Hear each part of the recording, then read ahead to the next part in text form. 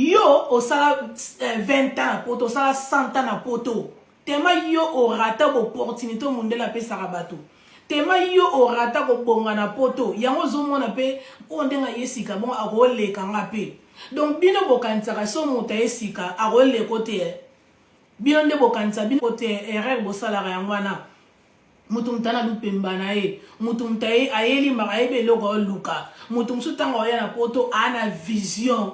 Ngane na ke poto bwe ngafuna tanga. Ngane na ke poto bwe fonga na beta mutu. Ngane zala bongo. Yongo zomona ndenge yo ya na poto babiloko yo zaka na ngote koma muto esika aoza na babiloko abwe te etalio te. La kisi ke lokwa muto e poto sika rola ta bien te. La kisi lokwa muto e poto sika agoza na ndako bien te, agoza na voiture bien te, agoza la bien te. No, na kosio. Mutu msepa agoza za mukanda te. Asombi pe lokwa danger na ndako na ye, atoke funde na mbila. Mbila soka ye.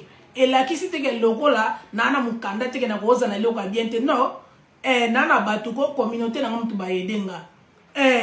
Soko ebisi mbila nde na zabwe wi sombia tana mbongo na emoko mais soki bino batamitembe oke funda esombila kwei akoyebisa mbila wi eza ya ngai ozi mbongo ebisala te wi communauté na nga bayedenga pasteur na nga yedenga bandeko na nga bayedenga wi mbila okeno wapi soko ozana farti elakise koyibaki te bamonaki yo na caméra te bamonaki ko place moko yibaki te na ebisi mbila wi eza ya ngai oziango wapi muta kabelenga na kabelaki yo kingani bwa kabelenga babenge allo madame yo wi ngam na pesa ki wi nga salara na sala mbongo na ngai na liaka mbongo leta te azana na besoin aide yo na yede esili boke na wapi ba okangete ba refulete ayibi te siko do bino eka musabino ko mutu mo wa yesika na poto aleki bino ekomosala motema mabe te yango tobenga ngo jalousie eza mabe sepela lipambola muninga po nzamba pambola yo